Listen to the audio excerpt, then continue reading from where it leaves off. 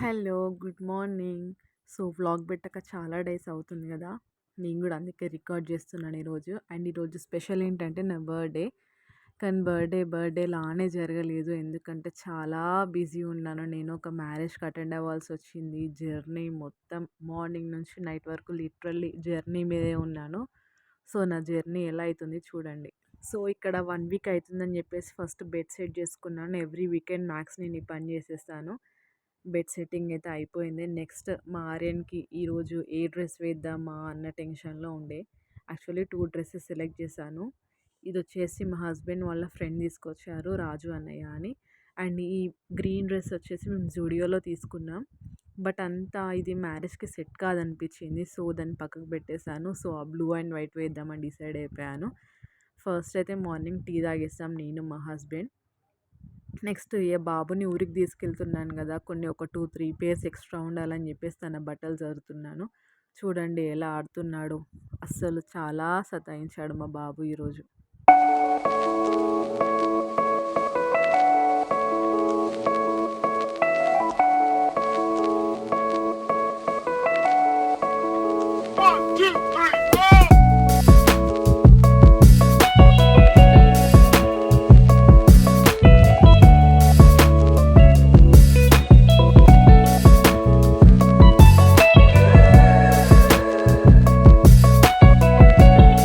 And first అమ్మ వాళ్ళ ఇంటికి వెళ్దామని డిసైడ్ అయిపోయాం. ఎందుకంటే నా శారీస్ అన్నీ అక్కడే ఉన్నాయి.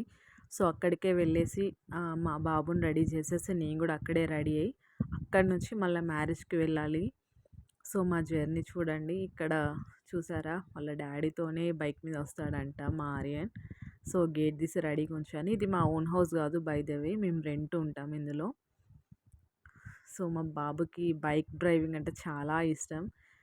అక్కడి నుంచి స్టార్ట్ అయ్యి మా అమ్మ వాళ్ళ ఇంటికి వెళ్తున్నాను. దగ్గరే ఉంటుంది, ఒక 1 కిలోమీటర్ డిస్టెన్స్ ఉంటుంది అంతే.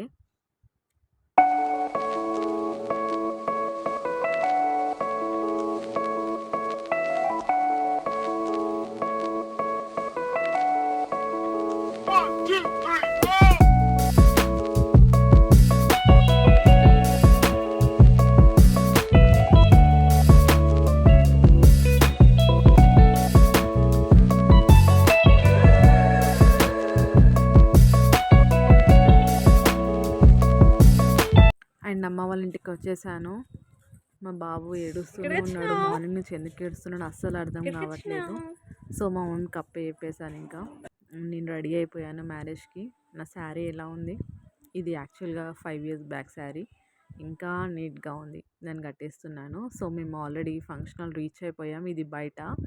ఇక్కడ ఆర్యన్ వాళ్ళ తాతయ్య కలిశారు. ముగ్గురం కలిసి మళ్ళీ ఫంక్షన్ హాల్‌కి వెళ్ళిపోయాం. ఇది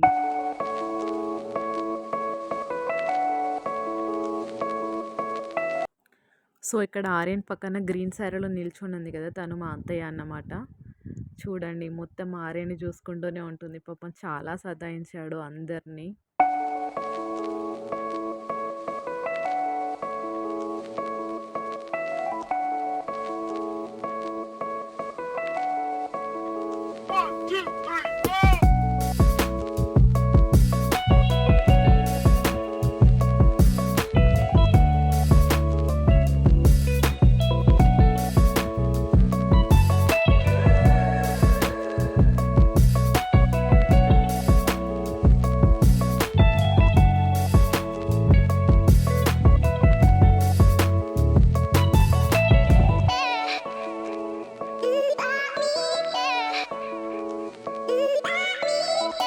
ఇక్కడ ఆర్యన్ని ఎత్తుకుంది మా మామయ్య.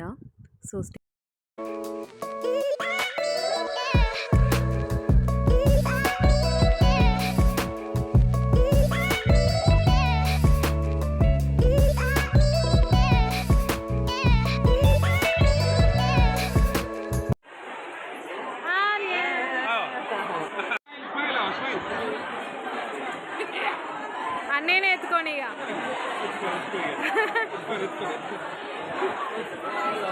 చూడండి చూడండి ఆర్యన్.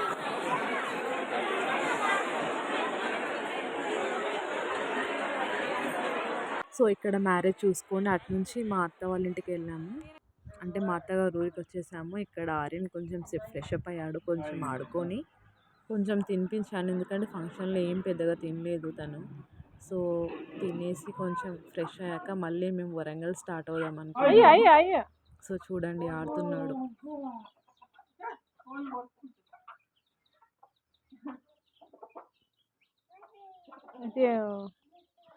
బిత్తు బిత్త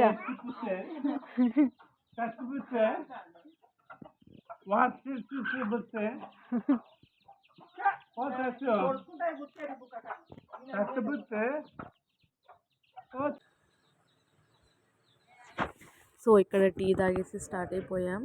ఇక్కడ ఆర్యన్‌కి వాళ్ళ ఫాదర్ షూస్ ఏస్తున్నాడు. షూస్ ఏసుకోకుండా అసలు రాడంట మా ఆర్యన్.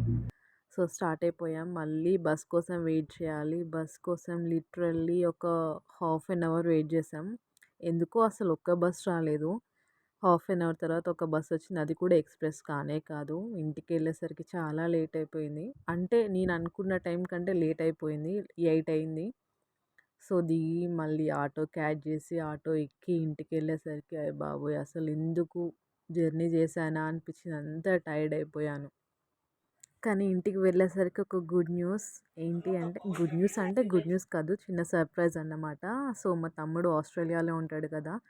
వాడు కేఎఫ్‌సీ ఆర్డర్ చేశాడు. నాకు కేఎఫ్‌సీ అంటే చాలా ఇష్టం. సో, కేఎఫ్‌సీ ఆర్డర్ చేశాడు అండ్ కేక్ కూడా ఆర్డర్ చేశాడు. సో, నెక్స్ట్ ప్రాసెస్ కానీ ఫుడ్ చాలా ఎక్కువైపోయింది. అంత తినలేకపోయాం. ఎందుకంటే ఇంట్లో ఓన్లీ 3 మెంబర్సే ఉన్నాము. సో, అది మాకు చాలా ఎక్కువైపోయింది. మిగిలిపోయింది. నెక్స్ట్ మా బాబు చూసారా ఏది చూసినా కావాలి అంటాడు. కానీ తిననే తినడు. జస్ట్ ఏదో అలా ఆయనకి టైమ్ పాస్ కావాలి.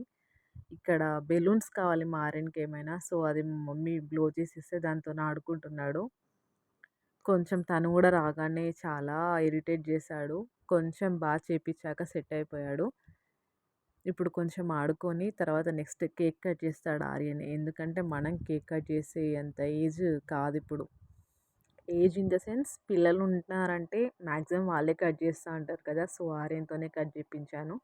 సో, ఇదే కేక్ తమ్ముడు ఆర్డర్ చేశాడు.